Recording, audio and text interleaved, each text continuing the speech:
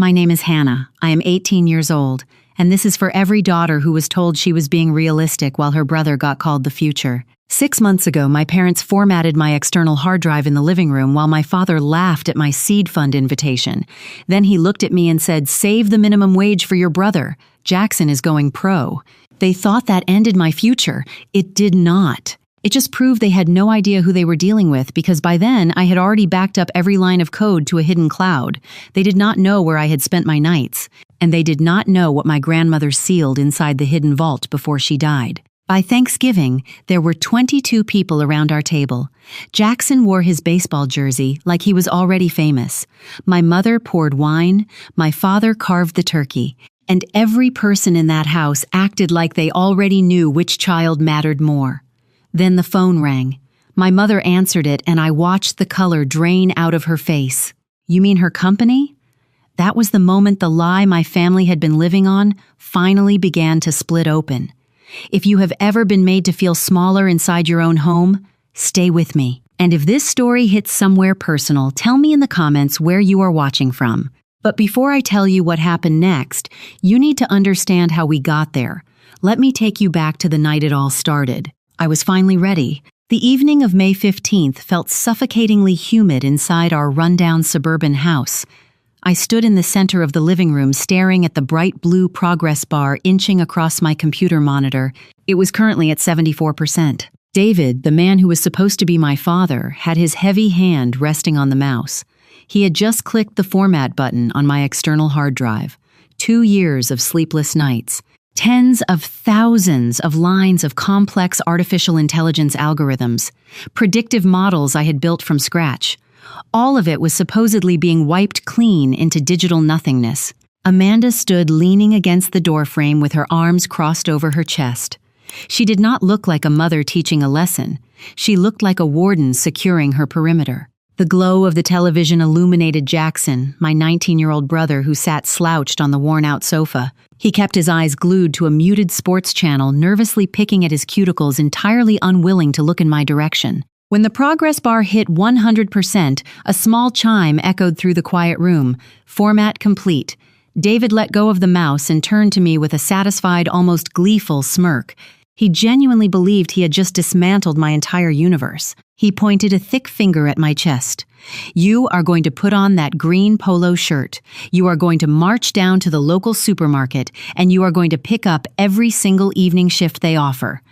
Amanda nodded in agreement, her voice dripping with a condescending sweetness that made my skin crawl. "We are a team, Hannah. Jackson just got accepted into the elite summer baseball academy. It costs $8,500. We all have to make sacrifices for his professional career. You playing around on your little computer does not pay the bills. Ringing up groceries does." I looked at the formatted drive then at Jackson. His baseball stats were laughable. He could barely hit a fastball and his reaction times were abysmal. Everyone in the local league knew it except David and Amanda, who were utterly blinded by their own desperate need to have a star athlete for a son. They wanted a trophy to parade around the neighborhood, something to mask their own lifelong failures. And to fund that delusion, they needed me to abandon my mind and become a minimum wage machine. They expected me to break down. They expected tears begging and a dramatic teenage tantrum. That was the currency they traded in. They fed on emotional reactions because it made them feel powerful, large, and in control. I looked at David's triumphant face and Amanda's cold eyes. I felt absolutely nothing but a chilling, clinical clarity. I just watched them. Silence stretched across the living room. It was not a panicked silence, but a heavy, uncomfortable quiet that seemed to unnerve David. His smirk faltered just a fraction of an inch. I did not raise my voice. I did not shed a single tear. I calmly walked over to the desk, safely ejected the now empty external hard drive, and slipped it into my pocket. "Okay," I said quietly. Amanda frowned, clearly unsatisfied with my response. "Just okay. You need to take this seriously, Hannah. You start your shifts tomorrow after school. Do not embarrass us." I gave her a polite, entirely hollow nod, turned on my heel, and walked up the narrow stairs to my bedroom. As I closed the door, I could hear David muttering downstairs about how ungrateful and disconnected I was. He had no idea how right he was about the disconnected part. In my mind, I had already severed the emotional ties to those two people a very long time ago. They thought they had just burned a mighty tree to the ground, but in reality, they had only swept away a few dead leaves. I sat on the edge of my bed and pulled a battered 7-year-old laptop from beneath my mattress. It was a clunky machine missing 2 keys, but the wireless card worked perfectly. I opened at the screen, casting a pale light across my dark room. I typed in a 32-character master password, followed by a secondary authentication code sent to a secure digital pager. The screen loaded into a private encrypted cloud server. I scrolled through the directories. Every single algorithm, every predictive model, every line of Python I had ever written was sitting right there safely mirrored in 3 different geographical locations. I had set up the automatic backup protocols a year ago, anticipating that David and Amanda would eventually try to sabotage anything that did not directly benefit Jackson. When you live with people who actively fear your potential, you learn to build your castles in the dark. I leaned back against the headboard, feeling my heart rate settle into a slow, steady rhythm. They wanted me to scan barcodes to pay for Jackson's delusion. I would do exactly that. I would wear the ugly green polo shirt. I would smile at angry customers. I would hand over every crumpled dollar bill to Amanda without a single word of protest. I would give them the obedient, defeated daughter they so desperately wanted to see, while I silently engineered my total escape. Because true power does not need to scream to be heard. True power simply executes the code. The trap was set. It was 2:14 in the morning. The house was entirely silent, save for the faint, rhythmic rattling of the loose window pane in my bedroom. I was still awake, staring at my encrypted inbox. An email had arrived precisely 4 minutes ago. The sender was Bernie, an angel investor based in the thriving tech hub of Austin, Texas. We had been corresponding under a pseudonym for the better part of 3 months. I clicked open the message, my eyes scanning the crisp, professional text. The words seemed to vibrate off the screen. His team of engineers had finished running stress tests on my sports injury prediction models. The results were unprecedented. Bernie was officially offering a $500,000 seed fund to establish my company. He wanted me to move to Austin, sign the incorporation papers, and take the position of chief executive officer. $500,000. The number was so large it felt abstract, almost entirely foreign to a girl sleeping in a room with peeling wallpaper. It was enough money to completely vanish. I could pack my duffel bag right now, slip out the back window, catch a Greyhound bus to Austin by dawn, and never look at David or Amanda ever again. I could leave the supermarket uniform rotting on the floor. I could leave Jackson to deal with his own collapsing baseball fantasies. I hovered my cursor over the reply button. The urge to type the word yes and run was a physical ache in my chest. I wanted freedom so intensely I could taste it. But then a small sound drifted through the thin drywall from the bedroom next to mine. It was a soft, wet cough followed by a tiny whimper. My hand froze on the trackpad. I closed my eyes, letting out a long, shuddering breath. That cough belonged to Scarlett. She was my 10-year-old little sister. In a house filled with towering egos and bitter resentments, Scarlett was the only pure thing that existed. And she was also the most vulnerable. If I walked out that door tonight, David and Amanda would not just be angry, they would be humiliated, and I knew exactly who would bear the brunt of their toxic frustration. I could not abandon her to the wolves.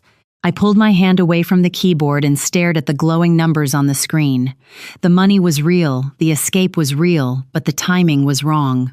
I had to wait. To understand why I could never leave Scarlett behind, you have to understand the night she was brought into this world as a designated burden. I was only 8 years old when the foundation of my childhood completely fractured. Amanda and David were never meant to be parents. They were restless, resentful people who treated responsibilities like heavy chains. When I was just a little girl, Amanda used to send me down to the corner pharmacy with a handful of crumpled dollar bills. She would make me point to the cheap family planning items on the bottom shelf, items a child should never have to ask a cashier for. She would coldly tell me that I needed to learn the exact price of avoiding consequences, claiming she was teaching me how the real world worked. It was a twisted, deeply inappropriate game of control, but Amanda was careless.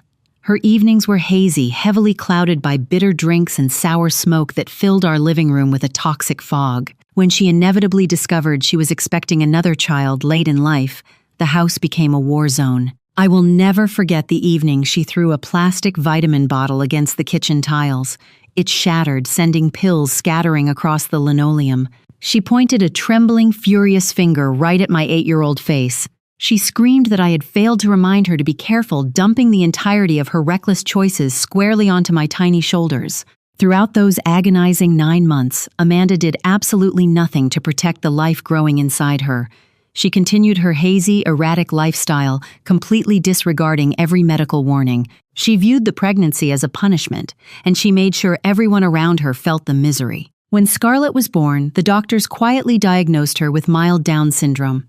David and Amanda did not shed tears of worry. They reacted with absolute disgust. They looked at the beautiful, quiet baby in the hospital bassinet and immediately labeled her a useless, tragic mistake. They treated her existence as a personal insult to their already fragile egos. From the day Scarlett came home, I ceased to be a sister. I became a mother. I was the one who learned how to mix the formula, how to check her temperature, and how to rock her to sleep when the arguments downstairs grew too loud. I looked down at her tiny hands grabbing onto my thumb, and I made a silent vow. She would never be their punching bag. I would endure anything. It was 6 o'clock in the morning, exactly 6 months before the Thanksgiving dinner that would end everything. The house was still cast in a dim, grayish-blue light. I sat on the edge of a twin bed, gently running a warm washcloth over Scarlett's face. She hummed a quiet, happy little tune, her eyes crinkling at the corners. My 10-year-old sister had a smile that could easily light up a dark room, but in this house, she was actively taught to hide it.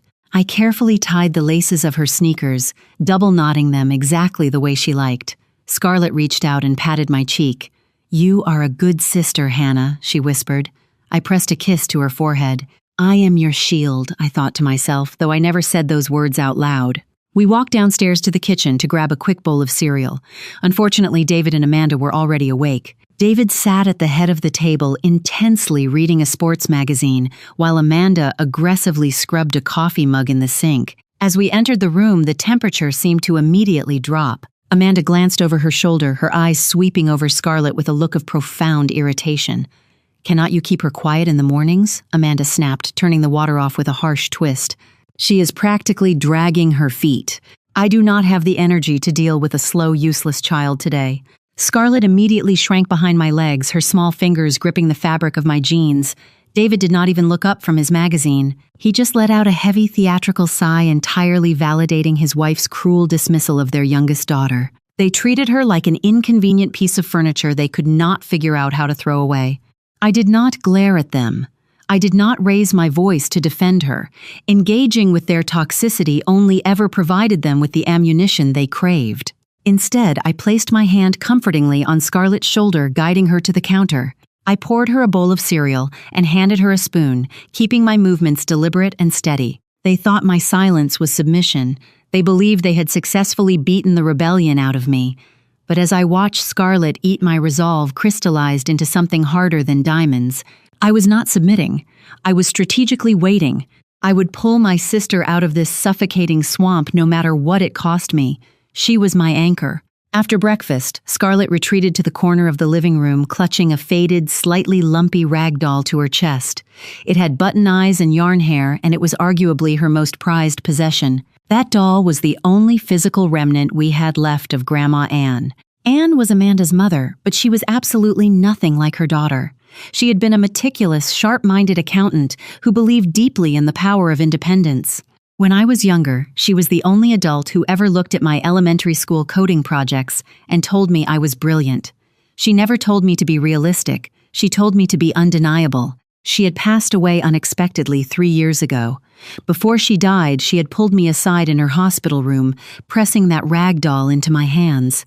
"Give this to your little sister," she had wheezed, her grip surprisingly strong, "and Hannah, keep it safe. You will understand when you are 18. I was officially turning 18 in exactly 4 days. I walked over to Scarlett and knelt beside her. She happily offered me the doll. As I ran my fingers over the worn fabric of its back, my thumb caught on something unusual. It was a thick, stiff seam, completely different from the rest of the stitching. It felt rigid, as if a small, rectangular object had been deliberately sewn deep into the stuffing. My heart gave a sudden, hard thump against my ribs. I pressed down slightly, feeling the unmistakable outline of hard metal hidden beneath the cotton. I was just about to investigate further when a loud, aggressive pounding echoed against the wall behind me. I jumped, spinning around. David was standing in the hallway, his face flushed with impatience. He pointed sharply at the front door. "Your shift at the supermarket starts in 20 minutes, he barked. "Put the stupid toy down and get out of here. If you are late, they will dock your pay, and Jackson needs those new cleats by Friday." I slipped the doll back into Scarlett's protective arms and stood up slowly. The metallic outline beneath the fabric lingered in my memory like a burning ember. Grandma Ann had hidden something there, and whatever it was, David and Amanda were entirely oblivious to its existence. I grabbed my keys. For the next 4 weeks, my life was reduced to the monotonous, soul-crushing beep of a grocery store barcode scanner. I worked 40 hours a week, strictly standing behind register number 4 under the harsh, sickly glow of fluorescent lights. My feet developed painful blisters and my lower back ached with a dull, constant throb. The worst part was not the rude customers who threw crumpled bills on the counter or the exhausting double shifts. The true humiliation lay in the financial arrangement Amanda had forced upon me. Since I was technically still 17 for a few more days when I started, she had set up a joint custodial bank account. Every single Friday, my meager paycheck was deposited. And every single Friday, within 3 minutes of the deposit, an automatic transfer pulled 90% of those funds directly into Amanda's personal checking account. I would stand at the register during my lunch break looking at my banking app on my phone. $280 earned. $252 instantly drained to pay off the $8,500 debt they had happily incurred for Jackson's baseball camp. One afternoon, an older cashier named Brenda noticed me staring blankly at my phone screen. She leaned over, lowering her voice. "Honey, why do you let them take your money like that? You are doing all the hard work. You should just refuse to hand it over." I offered Brenda a polite, entirely empty smile, locked my phone and slipped it into the pocket of my ugly green uniform. It was a fair question from someone standing on the outside. Why didn't I just say no? Why didn't I scream, throw a fit, or call the authorities? The answer was simple, and it was entirely tied to the 10-year-old girl sitting in the corner of my living room. The last time I had dared to argue about the finances, Amanda had calmly picked up her phone and dialed the number for the state child welfare office. She had looked me dead in the eye and threatened to surrender Scarlett to a foster facility, claiming she could no longer handle a special needs child. They held a hostage. As long as Scarlett lived under their roof, I was financially tethered to their demands. I scanned a gallon of milk, the machine letting out a sharp beep. I paid the ransom because I had to, but not forever. People who grow up in safe, loving homes fundamentally misunderstand the mechanics of enduring a toxic family. They often look at a victim of psychological abuse and wonder why they stay. They ask why the victim does not simply pack a bag, walk out the front door, and never look back. They mistake silence for weakness and compliance for foolishness. But when you are raised by people suffering from severe narcissistic tendencies, survival requires a completely different set of rules. Learned helplessness is a very real, very heavy, invisible chain. When every attempt at rebellion is met with disproportionate, devastating retaliation against someone you love, you learn to adapt. You learn to make yourself incredibly small. You shrink your personality. You hide your achievements. And you present them with a carefully constructed facade of a defeated, obedient child. My parents were deeply insecure, uneducated people who were terrified of a daughter that possessed a higher intellectual capacity than they could comprehend. Their entire sense of authority relied on keeping me beneath them. If I had shouted at David, he would have raged. If I had cried to Amanda, she would have mocked me. If I had tried to boldly run away without a legally binding plan, they would have used the legal system to drag me back and punish Scarlett in the process. So I built a cage for myself and willingly stepped inside it. I let them believe they were the masters of my universe. I let them believe formatting a hard drive had destroyed my ambition. I let them steal my minimum wage earnings. It was an exhausting, degrading performance, but it was absolutely necessary. Every single hour I stood at that cash register was an hour I bought for my sister's safety. Every dollar they took from my account was a distraction, keeping their greedy eyes completely focused away from my laptop and my encrypted cloud servers. I was not a victim waiting to be rescued. I was a strategist operating deep behind enemy lines. I absorbed their insults the way a sponge absorbs dirty water, knowing that eventually the sponge gets full and the water has to go somewhere. I was buying time. Late in June, Jackson finally returned from the elite baseball academy in Florida. It was a 2-week program that had drained $8,500 from the family's non-existent savings, heavily subsidized by my agonizing hours at the supermarket. To celebrate his return, David and Amanda threw a massive backyard barbecue.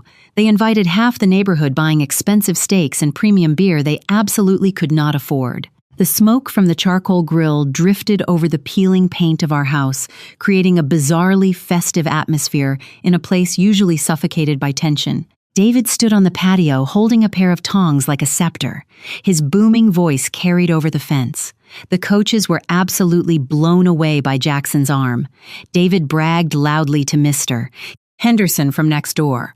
They said he has genuine Division I potential. We are already fielding calls from university scouts. It is only a matter of time before the scholarships roll in. I sat quietly on a plastic lawn chair in the corner, nursing a paper cup of water.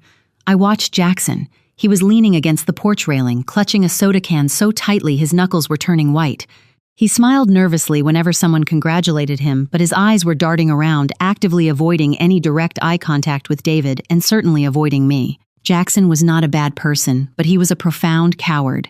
He knew the truth. Anyone who had ever watched him play knew the truth. His throwing arm was painfully average, his reaction time was slow, and he lacked the fundamental grit required for professional sports. The coaches in Florida had not been blown away. They had simply deposited David's check and politely tolerated Jackson's mediocrity for 14 days. Jackson knew his professional sports career was an absolute fantasy, but instead of stepping up, instead of telling our father the hard truth and saving me from the financial burden of paying his debts, he chose to play along. He preferred the comfortable lie over the difficult reality. He let me bleed so he could wear the golden child crown for just a few months longer. I caught his eye for a brief second. He swallowed hard and looked down at his shoes, shame radiating from his posture. I did not feel angry at him anymore. I just felt pity. While David and Amanda slept soundly in the master bedroom, completely convinced they had successfully broken my spirit, I was building an empire in the dark. Every single night, from 11 o'clock until 3 in the morning, my bedroom transformed into a completely different world. The supermarket uniform was discarded on the floor, and I became the architect of my own escape. My old battered laptop hummed quietly on my desk. The screen cast a pale blue glow across my exhausted face. I was optimizing an artificial intelligence algorithm designed to analyze biomechanical data for professional sports franchises. It was built to process thousands of micro-movements, predicting injury risks, and evaluating the genuine athletic ceiling of young prospects. It was cold, objective, and brilliantly accurate. The physical toll of my double life was becoming undeniable. My eyes burned with chronic fatigue, and deep dark circles permanently bruised the skin beneath them. My hands cramped from standing at the cash register all day and typing frantically all night. But every time I felt my eyelids drooping, I would look over at Scarlett's small form, breathing softly on the other side of the room. That simple rhythm was all the caffeine I needed. I wrote 87 different patches over the course of 3 weeks. I refined the neural network, feeding it historical data from college leagues to tighten its predictive accuracy. I did not have expensive servers or a team of graduate students to assist me. I just had sheer, unadulterated willpower and a quiet rage that kept my mind terrifyingly sharp. On the night of July 2nd, at exactly 2:45 in the morning, the final compilation finished running. The error log returned completely clean. The predictive accuracy model hit 92%, far exceeding the industry standard. I leaned back in my creaking wooden chair, running my hands over my face. I opened my encrypted email client, attached the final compressed build, and typed a brief message to Bernie in Austin. The file transferred successfully. I closed the laptop, letting the room plunge back into darkness. The supermarket cashier had just delivered a piece of software worth $500,000. I was almost ready. 2 days later, I told Amanda I had picked up a mandatory double shift at the grocery store to cover the upcoming holiday weekend. She barely looked up from her television show, simply reminding me to make sure the direct deposit cleared by Friday morning. I walked out the front door, climbed into a rusted sedan I had quietly borrowed from a sympathetic coworker, and drove south on Interstate 35 toward Austin. The The transition from our dilapidated suburban neighborhood to the gleaming, sun-drenched tech hub of Austin felt like crossing into another dimension. I parked the borrowed car 3 blocks away and walked to the address Bernie had provided. It was a sleek, glass-fronted building filled with people who moved with purpose. Bernie was waiting for me in a top-floor conference room. He was a man in his late 50s with sharp eyes and a demeanor that commanded immediate respect. When I walked in wearing a simple button-down shirt and jeans, he did not treat me like a rebellious teenager or a naive child. He stood up, extended his hand, and treated me like the genius I had proven myself to be. "Your code is extraordinary, Hannah," he said, gesturing for me to sit. "My technical team spent the entire weekend trying to break your predictive model. They failed. We are incredibly eager to move forward with the $500,000 seed investment." He slid a thick stack of legal documents across the polished mahogany table. He explained that to protect my intellectual property, he had taken the liberty of drafting the paperwork to establish an anonymous limited liability company. I would be the sole managing director. My parents would have absolutely zero legal access to the corporate entity or its assets. I read through every single line of the contract. I did not rush. Bernie sat patiently sipping his coffee, watching me with a quiet sense of pride. He was offering me the parental protection and guidance that David and Amanda had entirely failed to provide. I picked up the heavy silver pen and signed my name on the final page. The ink dried instantly. I officially owned my future. The paperwork was secure. Before I left the Austin office, Bernie wanted to show me the live beta test of my software. His team had integrated my artificial intelligence algorithm into a regional sports database, feeding it the raw video footage and biomechanical metrics of thousands of high school athletes. We stood in front of a massive monitor as the system processed the data in real time. The screen was divided into 2 columns: highly recommended prospects highlighted in green and high-risk, low-potential athletes flagged in a dull cautionary red. The algorithm did not care about a father's boastful pride or the expensive price tag of a summer training camp. It only cared about physics, reflex, speed, and mathematical probability. I scrolled through the red column, observing the names of young men whose athletic dreams were statistically unviable. And then my eyes locked onto a profoundly familiar name: Jackson Crowder. I clicked on his profile. The artificial intelligence had meticulously analyzed his throwing mechanics, his footwork, and his visual reaction times from the regional showcase videos. The system had generated a brutal, entirely objective summary. Reflex index severely below average. Poor kinetic chain transfer. High probability of shoulder degradation. Not recommended for collegiate or professional investment. I stared at the screen, a cold wave of irony washing over my entire body. David and Amanda had stripped me of my college applications. They had forced me to stand behind a cash register for 40 hours a week. They had continuously drained my bank account and treated Scarlett like a nuisance, all to fund the illusion that Jackson was destined for greatness. And here in a glass office in Austin, the very software I had written in the dead of night had definitively categorized him as a failed investment. I had not manipulated the system to punish him. The math was simply telling the undeniable truth that my parents violently refused to hear. Bernie noticed my lingering gaze on the screen. "Do you know that player?" he asked gently. I looked away from the monitor, my expression completely neutral. I just shook my head. "He is nobody," I said. The illusion of peace at home shattered the moment I returned from Austin. I walked through the front door and immediately felt the chaotic, aggressive energy radiating from the living room. Drawers in the hallway console were pulled open, and papers were scattered across the carpet. David paced back and forth, his face flushed with an ugly, panicked red. Amanda was standing near the fireplace, breathing heavily. They had vastly overspent on Jackson's welcome home barbecue, putting the family deeply into the red, and now a significant credit card bill was due. Jackson, as always, was completely absent, likely hiding in his room to avoid the fallout of the financial mess he had inspired. "Where have you been?" Amanda snapped, her voice shrill and demanding. "We need the passcode to your personal savings account. The joint account is empty, and Jackson needs his specialty cleats ordered tonight before the regional tryouts." I stood calmly in the entryway, my hands resting lightly in my pockets. "I do not have a savings account," I replied smoothly.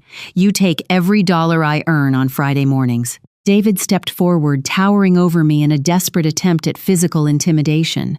"Do not lie to us," he shouted. "You must have cash stashed somewhere. Give us the codes, Hannah. We are a family. We support your brother." When I simply shook my head and maintained my silence, Amanda's frustration boiled over into cruelty. She marched over to the corner where Scarlett was quietly drawing in a coloring book. Amanda snatched the faded rag doll right out of Scarlett's small hands. Scarlett let out a terrified gasp, shrinking back against the wall. Amanda held the fragile doll dangerously close to the brick edge of the fireplace. "If you do not stop being selfish and hand over the money right now, I am throwing this filthy thing into the garbage where it belongs," she threatened, her eyes wide and erratic. I did not flinch. I did not yell. I walked across the room with slow, deliberate steps.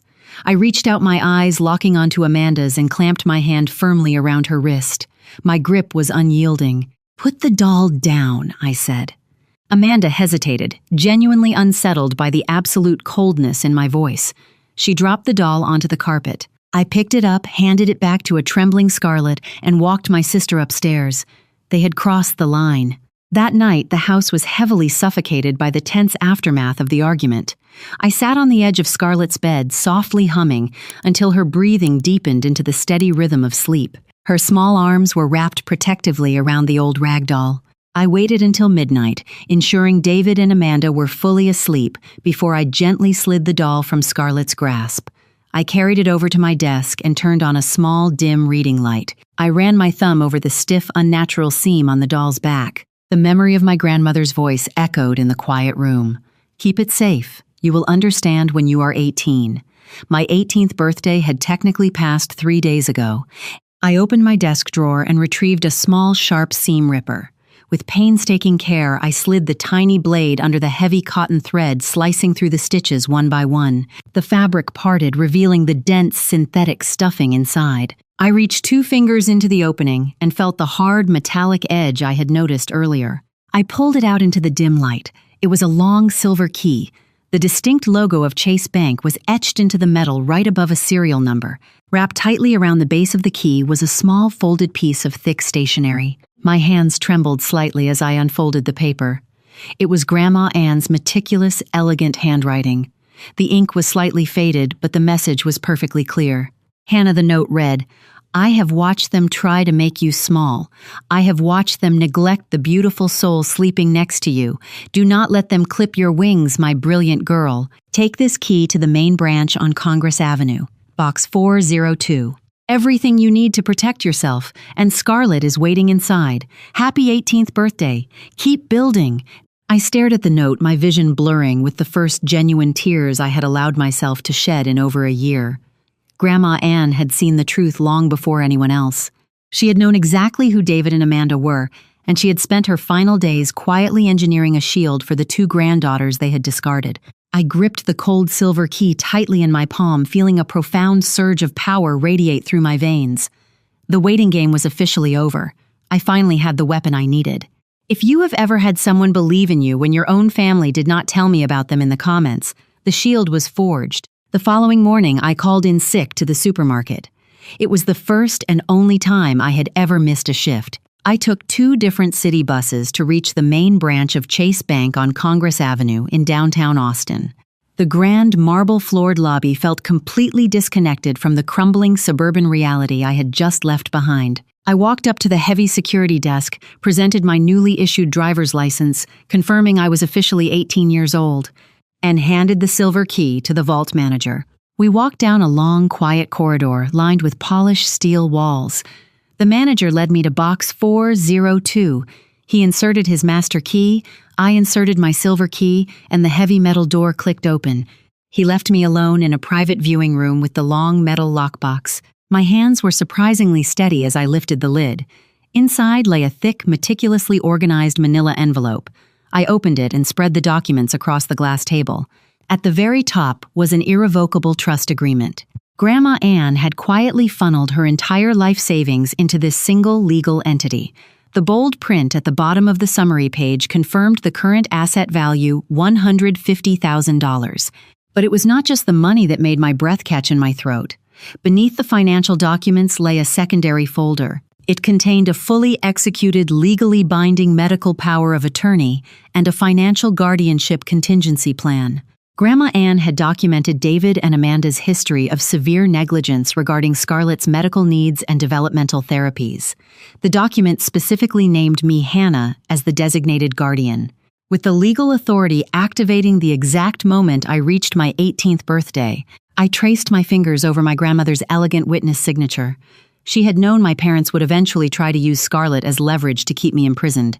She had anticipated their cruelty, and she had spent her final years working with estate lawyers to forge an impenetrable shield of paper and ink. The trust was strictly irrevocable, meaning David and Amanda had absolutely zero legal right to contest it, access it, or dissolve it. I carefully placed the documents back into the envelope and slid them into my backpack. I was no longer a helpless teenager trapped in a hostile house. I was a fully legally armed adult. I sat on a wooden bench outside the bank for a long time watching the morning traffic flow through downtown Austin. The heavy envelope in my backpack felt like an anchor grounding me to reality. For the first time in my life, the chaotic, deeply toxic behavior of David and Amanda made complete logical sense. When you live inside a dysfunctional environment, you constantly ask yourself why they treat you so poorly. You wonder what you did wrong. But holding my grandmother's meticulous legal contingency plan, the psychological truth finally illuminated the darkness. It is a known sociological phenomenon regarding narcissistic control. When people with low emotional intelligence and severe insecurities fundamentally fail to achieve success in the real world, they often build a micro-dictatorship inside their own homes. David and Amanda were terrified of the outside world because it constantly reminded them of their own mediocrity.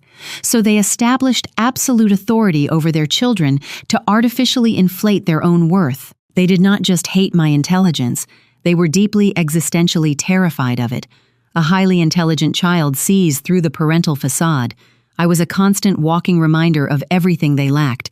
Scarlett, with her developmental delays, was an innocent mirror reflecting their profound irresponsibility and failure to protect. They despised her because she required the selfless love they were entirely incapable of giving. And Jackson was their golden calf.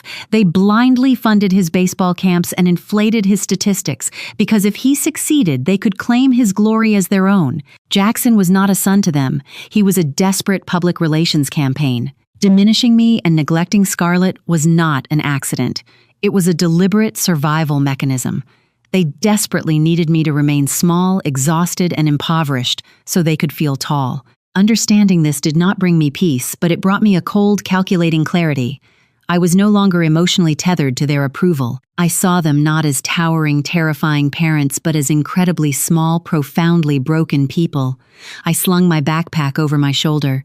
It was time to go back to their kingdom and quietly dismantle the throne. November arrived, bringing with it the crisp autumn air and the heavily fabricated tradition of our family Thanksgiving dinner. 22 extended family members crammed into our small, suffocating house. Aunts, uncles, and cousins filled the living room, their loud voices competing with the blaring television. The air was thick with the smell of roasted turkey and the overwhelming stench of manufactured success.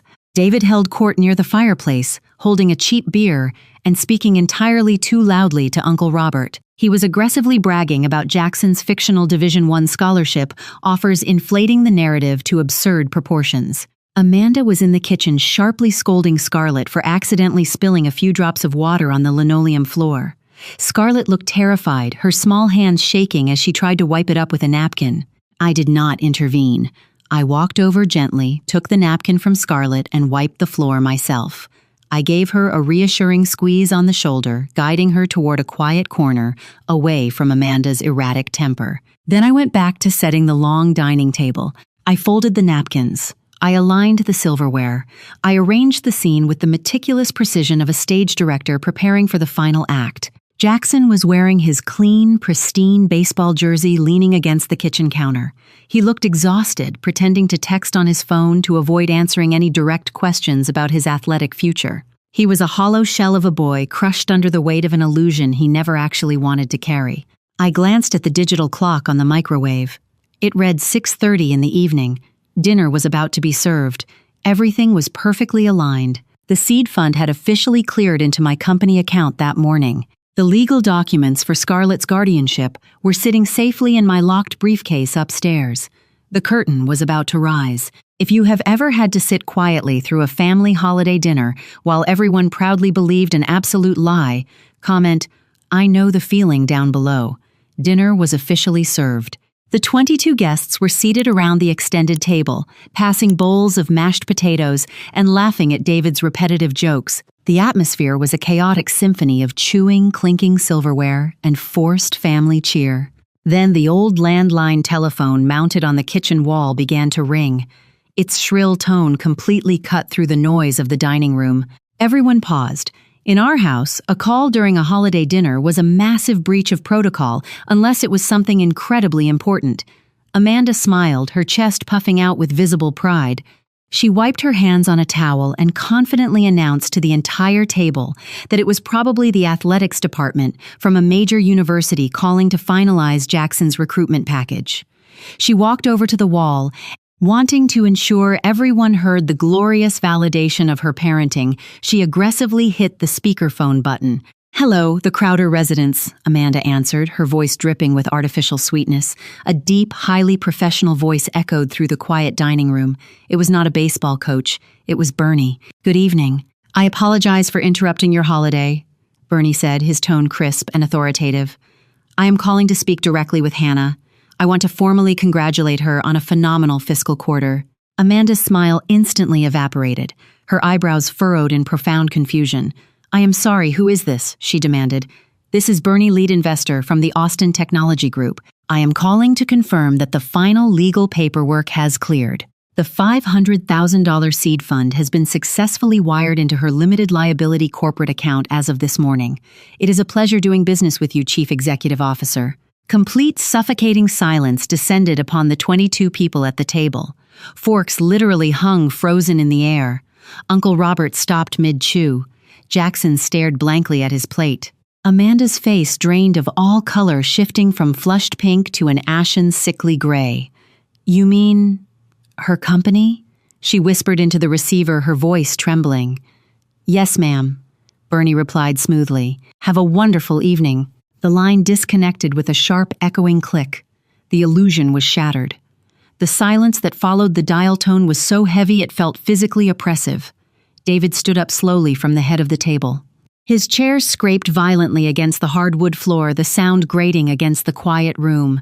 His face morphed from confusion into a dangerous, volatile shade of crimson. He slammed his heavy fist onto the table, making the fine china rattle and Scarlett flinch in her seat. "What the hell is going on?" David roared, pointing a trembling finger directly at my face. "Whose money did you steal, Hannah? What kind of illegal scam are you running behind our backs?" I did not stand up. I did not raise my voice, and I certainly did not cry. I looked directly into his furious, panicking eyes and spoke with absolute chilling clarity. "I did not steal anything, David," I replied. The use of his first name sent a visible shockwave through the extended family. "I wrote an artificial intelligence algorithm in the dark while you slept. I patched it 87 times on a broken computer. I pitched it to an investment firm in Austin, and I negotiated a $500,000 valuation based solely on my own intellectual property. I am not a supermarket cashier paying off your debts. I am the chief executive officer of my own tech company." My aunt, sitting 2 seats away, covered her mouth with her napkin. She whispered the number out loud, her voice laced with awe. $500,000. Amanda gripped the edge of the kitchen counter, looking as though her legs were about to give out. You went behind our backs," she stammered, her voice lacking its usual venom.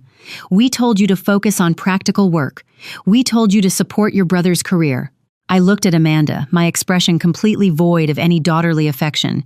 "You did not want me to be practical, Amanda. You wanted me to be invisible. You formatted 2 years of my life because you were terrified I would outgrow this suffocating little kingdom you built." David was completely speechless, his mouth opening and closing without producing a single sound. The towering, intimidating father figure had been entirely dismantled by a few sentences and a wire transfer. The power dynamic in the room had just flipped permanently, and everyone at the table knew it. The silence in the dining room was abruptly broken by a raw, guttural sound. It was Jackson. He had dropped his fork, his face buried deep in his hands, his shoulders shaking uncontrollably. The golden child was entirely coming apart in front of 22 confused relatives. David immediately stepped toward him, his voice softening into a panicked whisper. "Jackson, look at me. Tell them she is lying. Tell them about the scouts calling from the Division I universities.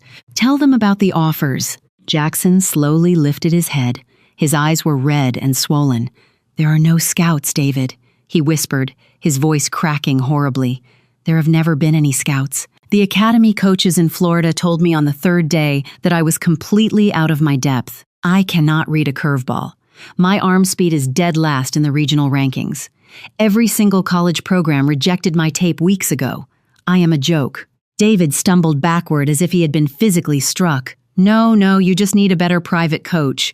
We will hire someone else. We will order the custom training gear tonight." I reached into my bag and pulled out a crisp single sheet of paper. I slid it gently across the polished dining table until it rested perfectly in front of David. It was the printed diagnostic report from the Austin office. "You cannot hire a coach to fix the laws of physics," I said, my voice barely above a whisper, yet carrying across the entire room. "The artificial intelligence system I built is now the regional standard for athletic evaluation. And my system flagged your son as a high-risk, low-potential failure. The math does not care about your ego, David. It only cares about the truth." I did not say it to humiliate my brother. I said it to finally execute the phantom dream that was destroying our family. Jackson looked at the paper, then looked at me. He did not look angry. He looked profoundly, incredibly relieved. The heavy, invisible crown of expectations had just been permanently removed from his head. The delusion was dead. David stared at the diagnostic report, the black and white text actively dismantling the entire foundation of his identity. His chest heaved. When a deeply insecure man realizes his ultimate source of pride is a complete fabrication, he does not reflect on his mistakes. He violently lashes out at the person holding the mirror. He spun around, pacing the small space near the fireplace like a caged animal. Amanda was weeping quietly by the kitchen sink, entirely incapable of processing the reality of the situation. David reached into his pocket and aggressively dialed a number on his cell phone, hitting the speaker button so the entire room could hear. He was calling his cheap, aggressive family attorney. "Listen to me very carefully," David shouted into the phone the moment the lawyer answered.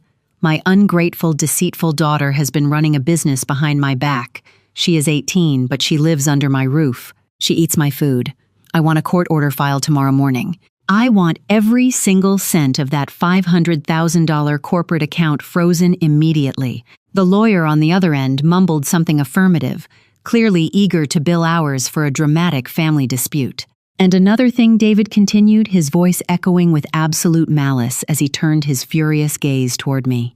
"I want full custody of the special needs child transferred to a state facility. If Hannah thinks she can humiliate me in my own home, she can watch her precious little sister get shipped off to a bleak group home. Let us see how smart she feels when she loses everything." The room gasped. Several relatives looked away in pure disgust, finally witnessing the monstrous reality of David's parenting. Scarlett let out a tiny, frightened whimper and buried her face into the side of my leg. I reached down gently, stroking her soft hair, keeping my heartbeat perfectly steady. I did not panic. I did not flinch. I had anticipated this exact, desperate maneuver for 3 entire years. If your heart is racing right now, comment, "Keep going." They walked into my trap. I waited for David to finish his aggressive rant. I let the silence hang in the air, allowing the profound cruelty of his words to fully settle into the minds of every guest at the table.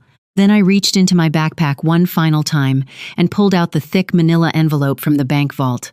I set it on the table. I did not raise my voice. I spoke with the icy precision of a corporate executive neutralizing a hostile takeover. "You are not freezing anything, David," I stated calmly. "The limited liability company is registered in the state of Texas under an anonymous holding structure. I am the sole managing director. Because I am legally an adult, you have absolutely zero jurisdictional standing to access a single penny of corporate capital." David scoffed, his face twisting into an ugly sneer. "Then I will kick you out and Scarlett goes to the state." I slid the second document out of the envelope. It was heavily stamped and notarized. "Scarlett is not going anywhere," I replied, locking my eyes with his. "This is an irrevocable trust and a medical power of attorney established by Grandma Anne 3 years ago. It legally designates me as Scarlett's sole guardian the moment I turn 18. It is backed by $150,000 in private funds, completely untouchable by you or Amanda. The lawyer on the speakerphone went entirely silent. He asked in a very cautious tone to hear the specific filing numbers on the trust documents. I read them aloud clearly. There was a long, excruciating pause on the line. David the lawyer finally said, his voice stripped of all its previous bravado. If those documents are verified, you have absolutely no case. An irrevocable trust is impenetrable. I cannot help you. The call disconnected with a hollow click. David's knees buckled slightly and he collapsed into a dining chair. Amanda covered her face, letting out a loud, pathetic sob. The fortress of control they had built around me had just been legally, systematically, and permanently demolished. Checkmate. The dining room remained suspended in absolute breathless shock.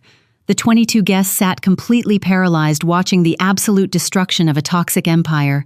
No one dared to speak. No one offered David or Amanda a single word of comfort because they had just openly threatened to abandon a disabled 10-year-old child out of pure spite. I slowly zipped up my backpack. I turned to Scarlett, kneeling down so I was exactly at her eye level. I offered her a soft, genuine smile, completely ignoring the chaos around us. "Grab your coat and your doll, sweetie," I whispered gently. "We are leaving now. We are going to our new home." Scarlett did not hesitate. She grabbed the faded rag doll, slipped her small arms into her winter jacket, and tightly gripped my left hand. As we walked toward the front hallway, I stopped near the kitchen island. Jackson was still leaning against the counter. The fake bravado he had carried for years was completely gone. He looked incredibly young, incredibly lost, and for the first time in his life, profoundly honest. I looked at him. He looked back at me. Slowly, deliberately, Jackson gave me a single silent nod. It was an acknowledgement. It was an apology. And strangely, it was gratitude. I had just shattered his illusion, but in doing so, I had finally set him free from the crushing, impossible weight of our father's expectations. I turned the brass knob of the front door and pulled it open. The crisp, cool November air immediately rushed into the stagnant house, filling my lungs with a shocking purity. I stepped out onto the porch, holding my sister's hand, and I did not look back. I left them in the silence of their own making. We were finally free. 3 months later, my reality looked absolutely nothing like the cramped, dark bedroom where I used to code until dawn. I stood in my corner office on the 15th floor of a sleek building in downtown Austin. The floor-to-ceiling windows offered a brilliant, unobstructed view of the Texas sun reflecting off the Colorado River. The artificial intelligence firm I founded had just secured its second round of institutional funding. Bernie was no longer just an angel investor, he was a trusted mentor and a reliable friend. He frequently stopped by my office just to drop off coffee and check on my well-being, providing the stable, supportive parental figure I had never known. But the greatest success of my life was not sitting on a corporate balance sheet. It was sitting on a bright yellow rug in the corner of my office. Scarlett was happily humming a song, dipping her hands into a palette of non-toxic paints, completely absorbed in creating a messy, beautiful masterpiece. With the financial backing of Grandma Ann's trust and my own corporate salary, I had enrolled her in an elite, specialized academy tailored exactly to her developmental needs. She had speech therapists, occupational guides, and teachers who treated her with profound respect. She was no longer flinching at loud noises. She no longer hid behind my legs when adults entered the room. She was thriving, laughing loudly, and discovering her own unique brilliance. I watched her wipe a streak of blue paint across her cheek and my chest ached with an overwhelming absolute joy. I had built a fortress to protect us and now we were safely living inside it. The toxic fog of David and Amanda's household was nothing more than a distant, fading memory. We had built our own light. In late February, I received an unexpected text message from an unknown number. It simply asked if I had time for a quick cup of coffee on the outskirts of the city. I knew exactly who it was. I drove my new car to a quiet, independent coffee shop near the highway. Sitting at a corner table was Jackson. When I walked in, I almost did not recognize him. The pristine, expensive baseball jerseys were completely gone. He was wearing a faded gray mechanic's uniform with dark smudges of engine grease deeply embedded under his fingernails. He stood up awkwardly as I approached. We ordered 2 black coffees and sat across from each other. "I am sorry," he said immediately, staring down at his bruised hands. "I am sorry I let them use you to fund a dream I knew I would never achieve. I was a coward." I took a slow sip of my coffee. "You were a teenager surviving a toxic house, Jackson, just like I was. You chose the illusion to survive. I chose the reality. I do not hate you for it." He nodded visibly, swallowing a lump in his throat. He told me that David and Amanda had completely unraveled after Thanksgiving. Without my supermarket wages to subsidize their lifestyle, the crushing weight of their credit card debt finally caught up to them. They were forced to sell the suburban house at a significant loss just to avoid bankruptcy, and I asked softly. "I got a job at a local auto shop," he replied, a genuine humble smile touching his lips. "I work with my hands. It is quiet. Nobody expects me to be a superstar. For the first time in my life, I can just breathe." When we left the coffee shop, we stood in the parking lot for a long moment. Then my brother reached out and pulled me into a tight, authentic hug. He was going to be okay. Sometimes, late at night, I stand by the large glass windows of our new apartment in Austin, watching the city lights flicker below. I think about the concept of family and how profoundly society misunderstands it. We are taught that blood is an unbreakable bond, a mandatory obligation that requires endless sacrifice, no matter how much it destroys your soul. But I learned the hardest lesson of all. A biological connection does not automatically grant someone the right to your future. David and Amanda provided a roof, but they never provided a home. Grandma Ann, however, planted a seed of hope inside a fragile rag doll, knowing that one day I would need a weapon to protect the innocent. True family is not defined by the people who demand you make yourself smaller to comfort their insecurities.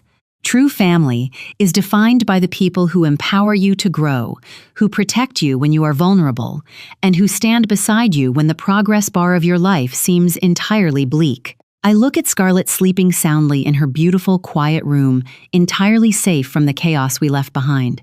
I realize that the artificial intelligence algorithm I built was never just a piece of software. It was a perfectly engineered escape hatch. It was my refusal to accept the miserable destiny they had written for me. David and Amanda believed they had the ultimate authority over my existence. They thought they could permanently erase my ambition with the simple click of a computer mouse. They could format my hard drive, but they could never format my will. If you are out there building your future in the dark while your family refuses to see your worth, share this story. Let them know you are not invisible. Keep building.